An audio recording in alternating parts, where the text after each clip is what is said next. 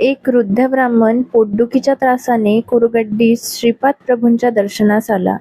त्याच्या वेदना एवढ्या असह्य होत्या की त्याला त्या वेदना सहन करण्यापेक्षा आत्महत्या केलेली बरी असे वाटू लागलं.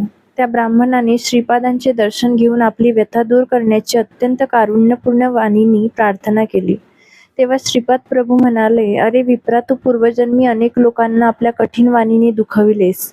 अनेकांना आपल्या हृदयभेदी कठोर शब्दांनी घायाळ केलेस. त्या कर्माचे फलस्वरूप तुला या जन्मी ही पोटदुखीची व्याधी जडली आहे. मानवास या कलियुगात वाग्दोषापासून मुक्त होण्याचा नामस्मरण हा एकच मार्ग आहे. भगवंताच्या नामस्मरणाने वायुमंडल शुद्ध होते. मी कुरगड्डी येथे नामस्मरण महायज्ञाची सुरुवात करणार आहे.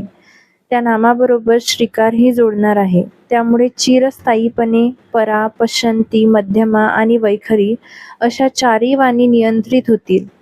जे भक्त दिगंबरा दिगंबरा, श्रीपादवल्लभ दिगंबरा आणि श्री दत्ता दिगंबरा असे मनस्फूर्तीने नामस्मरण करतील, त्यांना मी अत्यंत सुलभपणे प्राप्त होऊन त्यांच्या मनोकामना पूर्ण करीन." त्या व्याधिग्रस्त ब्राह्मणाला श्रीपाद प्रभूंनी 3 दिवस 3 रात्री कुरगड्डी येथे राहून दिगंबरा दिगंबरा, श्रीपादवल्लभ दिगंबरा असा जप करण्यास सांगितला. या आदेशाप्रमाणे तो वृद्ध ब्राह्मण 3 दिवस व 3 रात्री कुरगड्डीस राहिला व अत्यंत श्रद्धाभावाने त्याने जप केला. त्या ब्राह्मणांची पोटदुखी कमी झाली. श्रीपाद म्हणाले, "वायुमंडळास आज पूर्वीसारखेच वाग्जल भरून आले आहे. आपण उच्चारलेले प्रत्येक वाक्य प्रकृतीतील सत्व, रज, तम या तिन्ही गुणांनी किंवा 1 अथवा 2 गुणांनी परिपूर्ण असते. या त्रिगुणात्मक सृष्टींचा पंचमहाभूतांवर वाईट प्रभाव पडतो. ही पंचभूते दूषित झाली की संपूर्ण अंतराळ दूषित होते. त्यामुळे मानवाकडून पापकर्म घडून तो दरिद्री होतो. या दारिद्र्यामुळे त्याच्याकडून पुन्हा पापकर्म घडते. या पापामुळे मन दूषित होऊन दान, धर्म, लोकसेवा अशी सत्कर्मे त्याच्याकडून न घडल्यामुळे पुन्हा दारिद्र्य येते. हे दुष्टचक्र असेच सुरू राहते. मानवास दारिद्र्यापासून मुक्तता अथवा पापकर्मापासून विमुक्ती हवी असल्यास त्याचे काया, वाचा, मन शुद्ध असावयास हवे. यालाच त्रिकरण शुद्धी असे म्हणतात. आपल्या मनात जे असेल तेच वाणीतून बाहेर पडावे.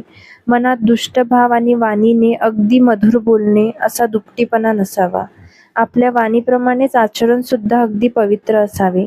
त्रिकरण शुद्धी पावलेला मानव महान पदाला जाऊन पोचतो. मनात एक असणे, वाणीतून दुसरेच उच्चारण करणे आणि या दोहोंपेक्षा वेगळेच आचरण करणे अशा व्यक्तीस दुरात्मा असे म्हणतात.